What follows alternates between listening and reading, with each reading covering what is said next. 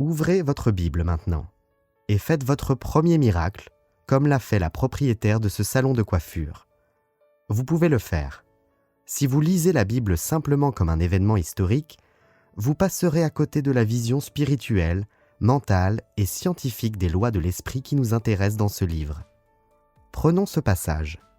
Le 3e jour, il y a eu un mariage à Cana de Galilée, et la mère de Jésus y était. Galilée représente votre esprit ou votre conscience. Cana représente votre désir. Le mariage est purement mental ou l'incarnation subjective de votre désir. Tout ce magnifique théâtre de prière est un théâtre psychologique dans lequel tous les personnages sont les états mentaux, les sentiments et les idées qui vous habitent. Une des significations de Jésus est la raison éclairée. La mère de Jésus représente les sentiments, humeurs ou émotions que nous possédons. Jésus aussi fut invité à ses noces, ainsi que ses disciples. Vos disciples sont vos pouvoirs et facultés intimes qui vous permettent de concrétiser vos désirs.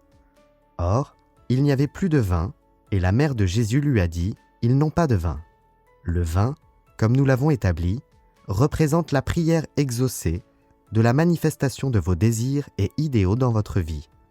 Vous pouvez maintenant voir cela comme une scène quotidienne se déroulant dans votre vie.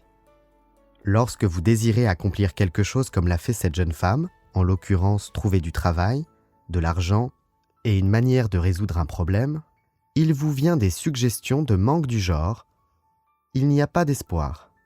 C'est la voix du monde extérieur qui vous dit « ils n'ont pas de vin » ou « regardez les faits ». C'est votre sentiment de manque, de limitation ou de résignation qui parle. Comment relevez-vous le défi de la situation et des circonstances ? À partir de maintenant, vous commencez à comprendre les lois de l'esprit qui vont comme suit.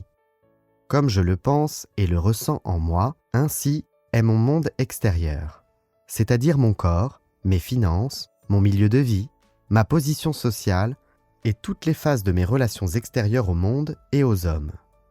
Vos gestes et vos images internes et mentales gouvernent, contrôlent et dirigent le monde extérieur dans votre vie. La Bible dit « Comme il pense en son cœur, ainsi est-il ». Le mot « cœur » est un terme chaldéen signifiant l'inconscient. En d'autres termes, votre pensée peut atteindre des niveaux de subjectivité en éveillant le pouvoir de votre moi subliminal.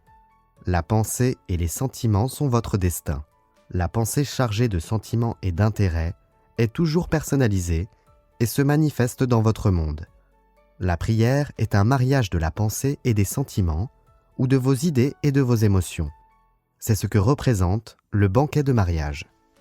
Toute idée ou tout désir de l'esprit ressenti comme vrai finit par passer, qu'il soit bon, mauvais ou indifférent. Le fait de connaître la règle selon laquelle ce que vous exprimerez, manifesterez ou vivrez dans le monde extérieur est ce que vous imaginez et ressentez dans votre esprit vous permet de commencer à discipliner votre esprit. Lorsque la suggestion du manque, de la peur, du doute ou du désespoir, ne plus avoir de vin, vous vient à l'esprit, rejetez-la immédiatement mentalement en focalisant aussitôt votre attention sur la prière exaucée ou sur l'accomplissement de votre désir. Chers auditeurs, nous espérons que vous avez aimé ce livre. Vous pouvez écouter la version intégrale du livre en suivant le lien dans la description. Si vous voulez participer au tirage au sort de cadeaux sympas, abonnez-vous à la chaîne, cliquez sur « J'aime » et laissez un commentaire sous la vidéo.